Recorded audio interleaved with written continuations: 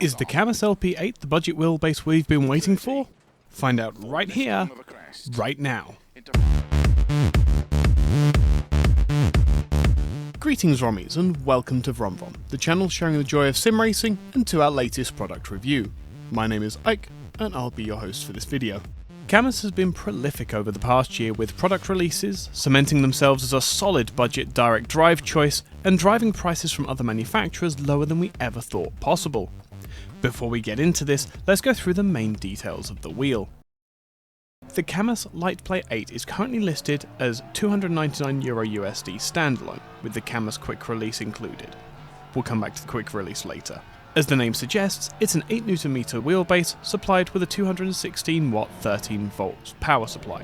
The base and any bundles Cammus offers will only be sold through resellers, thus saving you the hassle of customs. But as it's not out yet, we can't give you any final prices unfortunately. That said, what we got sent by Cammus is the final version as sold with regards to design. As far as the unboxing experience is concerned, it was all very non-fuss, no-flash experience. Fairly dense foam is used for all the parts except the power supply. We're not fans of non-recycling packaging, but in this case, where we're dealing with a heavy wheelbase with acute angles, it's entirely forgiven. All parts of our LP8 made it to us unharmed and unmarked. Around the back of the wheelbase we have the power connector, 3 6-pin RJ45 connectors, a USB-A and a USB-B connector, the former acting as a pass-through, say for standalone pedals, and the latter being for PC connection. Above that is the reset button, and in the centre of the rear, the main power button. On first inspection, this seems like a design over function choice, but as we'll discuss later, this is even more common sense design from Cammus. And lastly, the blue accents do light up when the wheel is turned on. Not necessary, but a nice stylistic touch. Coming to the front, we have a red indicator LED and the quick release itself, very focused. And while the quick release took some time to get used to, it is a very tight ball bearing mechanism that had zero rattle when fitted properly, and with the GTR wheel included in our kit, was an impressively smooth bearing mechanism inside the wheelbase too. As far as we can see, it's the same used also in the 15Nm base. See the link up there for our review and how to connect the QR correctly. Once we mounted the wheelbase, we recognised if you have a folding rig, this will not be a plug and play affair. Although it's not impossible to make it work in a satisfying fashion, and after about a week of after work fettling, there are several ways of accounting for the weight and power of this wheel. We plan to publish a follow-up video about that because it's an issue not specific to Cammus. Be sure to subscribe so you don't miss that, as it's safe to say the varying folding rigs on the market are made a fool of by any direct drive without significant modification. Attaching the included GTR wheel, which from Cammus Alibaba's site is available with the wheelbase for €499 USD plus taxes and shipping, the purpose of the rings on the QR become clear. Push the wheel onto the QR and spin the motor shaft until the QR springs shut.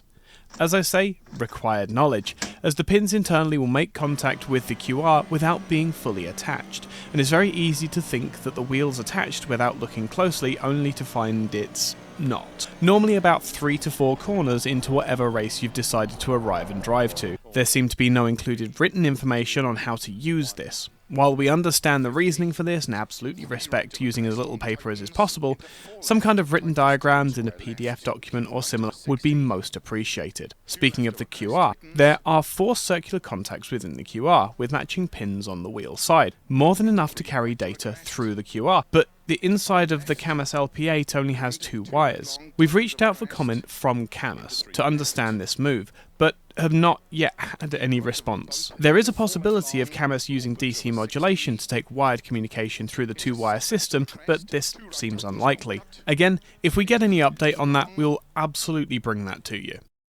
With all of that said, let's get driving, and oh boy, you can drive. We'll deal with the GTR wheel and its intrigue in another video. But focusing on the base and the force feedback, the Cammus software is simple, requires no sign-in to function, and gives a beautiful description of each function within the software. Configure yours in any way that makes you happy, and I strongly recommend jumping into Automobilista 2 to fine-tune. Using the front-wheel drive cars to really get the feeling for the direct drive feedback is a must, and what a feeling it is. I've described it as the best of belt and gear-driven wheels without the downsides. The force feedback is superb at communicating curb feel, understeer, oversteer, wheel spin, and does so without the noise of a gear-driven wheel or the vagueness of a belt-driven wheel. Each curb notch can be felt at low speeds, and depending on the caster of the car, the steering weights up perfectly. Understeer is clear and communicative. Oversteer is almost a dream to encounter and a joy to catch. Anyone who says that a direct drive won't improve your driving, even in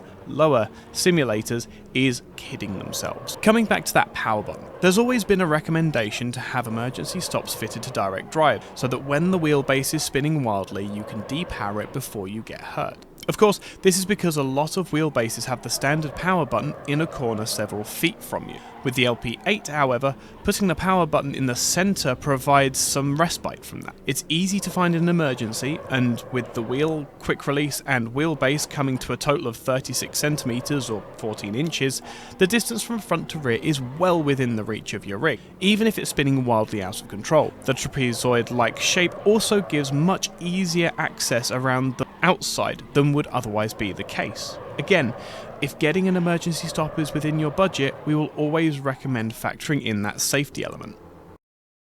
Patrons help us bring you better product reviews and sim racing news.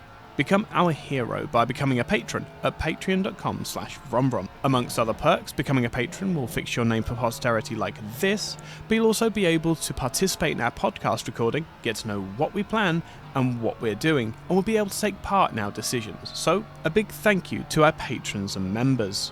If you come here often, please consider subscribing. The reason I have not bought into the direct drive market until now is price. A pill made much easier to swallow with the new low end of direct drives. The Mozas R3, 5 and 9 and the Fanatec CSL DD series are the most appropriate to compare to. Cammus' own C5 could be included in this comparison, but lacks some of the features of the other two, so we'll leave that to one side. The Mozas offerings come with their own issues, but not having hands-on experience, we can't really confirm their severity. Hopefully, we'll be able to have a look at the R3, as that is a massively interesting entry, if they can price it competitively. The R9, which is the most comparable to the LP8, is shorter and taller, and much more expensive. The cheapest package, which includes a round wheel, is €750 without taxes and delivery, €250 USD more than the Cammus. And while an unfair comparison on the face of it, the CSV2 that comes with it is a separate wheel and button box, and can have a GT style rim made after the fact. Again, the GTR video will cover that facet. Fanatec, on the other hand, is much more competitive on the face of it. €499.80 from their store directly, excluding delivery and taxes, gets you a CSL DD, the 8Nm boost pack, the CSL P1 V2 wheel, and CSL pedals. With all other levels equal, the Fanatec is the clear recommendation, right? Well, not necessarily. Fanatec is a closed ecosystem. They are pricing these bundles so cheaply to immerse sim racers in their ecosystem so that they feel Fanatec is the only way to go. And then Fanatec will theoretically make more money from them as they progress in their sim racing. It's a good approach to business, but for the more open-minded or do-it-yourself oriented sim racer, this won't work.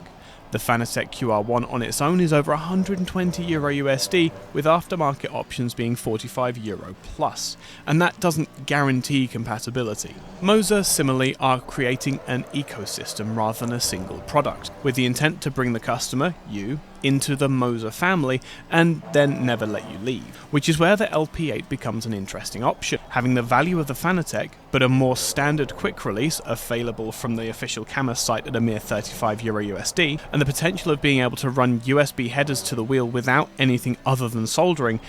There's no tie-in here. You don't have to buy Cammus for compatibility, and that opens up much more options as you develop in your sim racing. Not to mention, the designs of their wheels all seem to be a frame over a button box, extreme common sense and modularity baked into the design from the very start. In this video, you will have seen a round wheel that is not a Cammus wheel. It's a Logitech G27 wheel I had laying around, with the holes ground out to 70mm PCD so that I could mount it directly to the GTR base. And with the sheer amount of torque the LP8 is able to deliver, there is simply no wheel that won't be an excellent fit to this base. Finally, and this is the thing that will be most striking, the shape.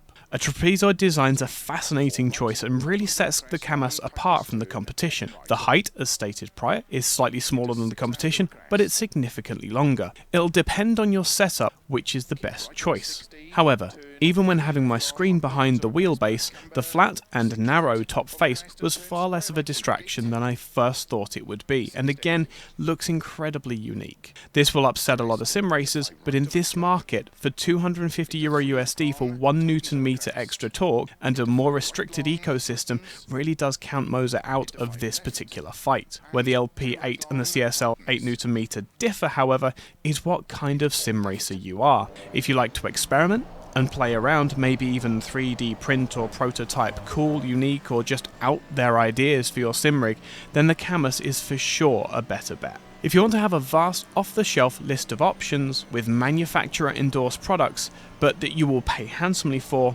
the Fanatec is still a compelling offer. That said, how much of these price drops are being fueled by Cammus undercutting the competition is yet to be seen. Value versus brand recognition will play a large factor in this particular battleground. I'll always be partial to an underdog company that brings fresh ideas to the table, and if we can get to the point of having that USB connectivity as discussed at the outset, the Cammus is a no-brainer for me. And if not, their modular design will keep me engaged with them for a long time to come.